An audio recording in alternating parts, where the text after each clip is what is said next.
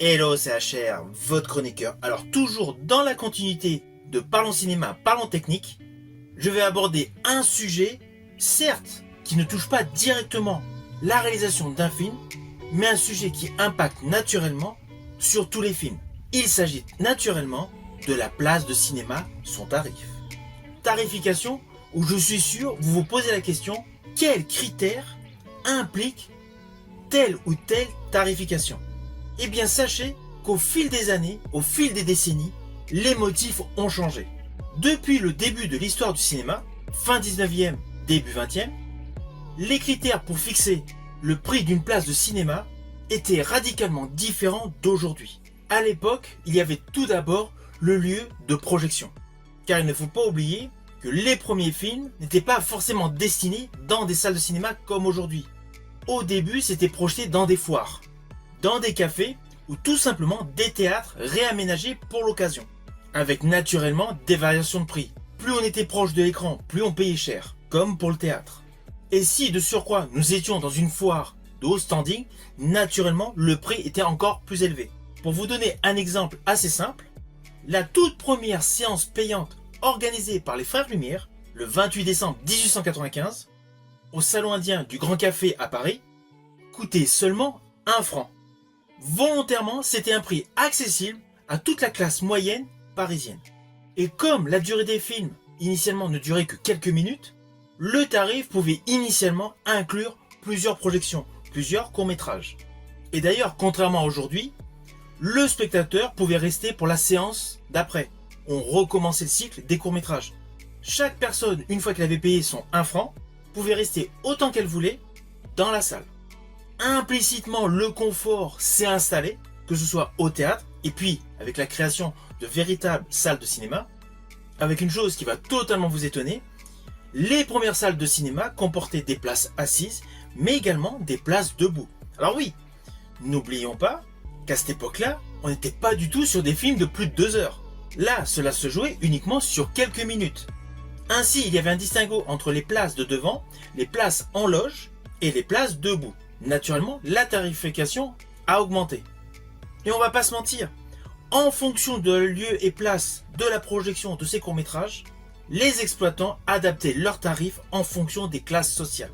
L'objectif était principalement d'avoir le plus de vues possible, en rattrapant la marge perdue sur les classes moyennes avec les classes élevées.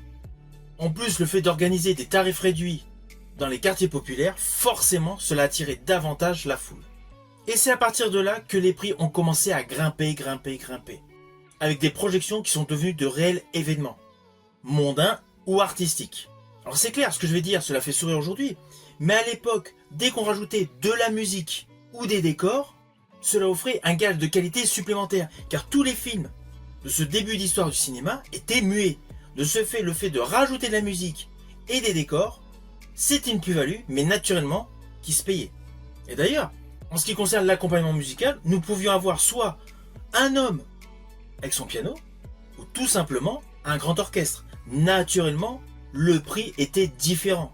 Ainsi, au fil de l'évolution de l'histoire du cinéma, 3 critères importants ont fait évoluer la tarification, c'est-à-dire le lieu, la durée et surtout le public visé, permettant ainsi des options.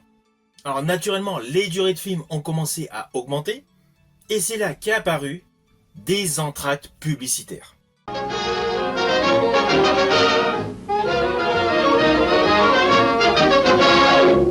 Anne Colini. Cacahuètes sélectionnées. No Colini.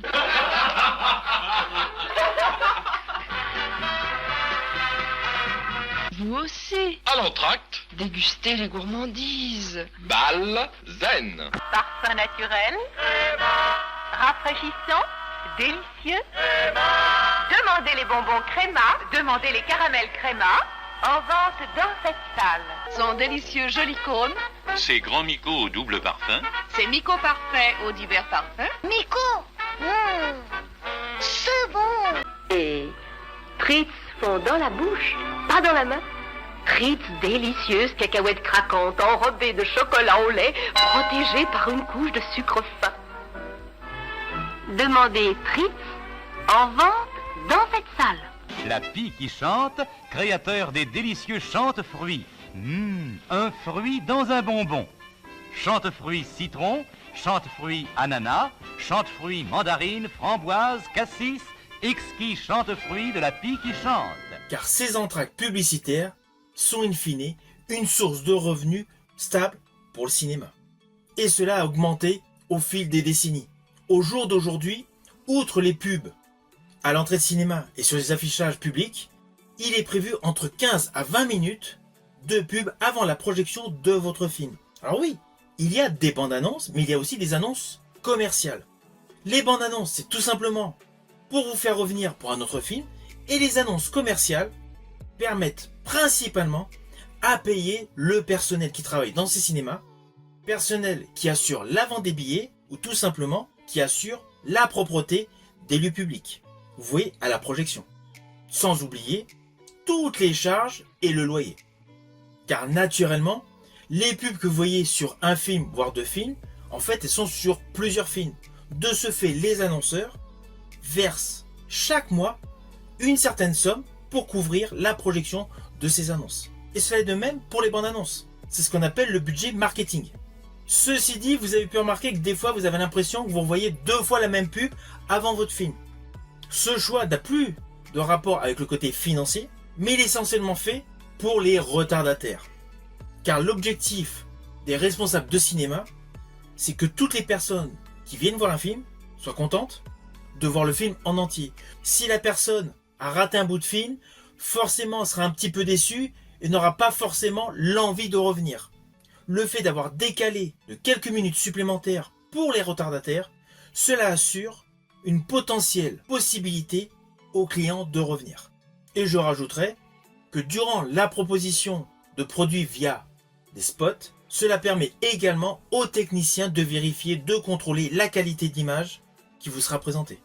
Par ailleurs, il y a un autre côté marketing, le fait de rajouter des spots publicitaires vous permet tout simplement d'acheter à l'entrée du cinéma du soda et du popcorn pour profiter pleinement de votre séance.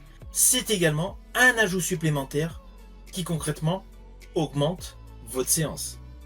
Alors oui, avec la technologie actuelle, il y a les options comme la 4DX, l'IMAX, voilà, qui sont naturellement rémunérées au cinéma. Vous payez un supplément. Mais initialement, n'oubliez pas que la grosse partie de votre billet de cinéma est tout simplement pour financer les films et les acteurs. Si vous avez aimé la vidéo, n'oubliez pas, petit pouce vers le haut, pensez au partage. Quant à moi, je vous dis à bientôt pour une prochaine vidéo.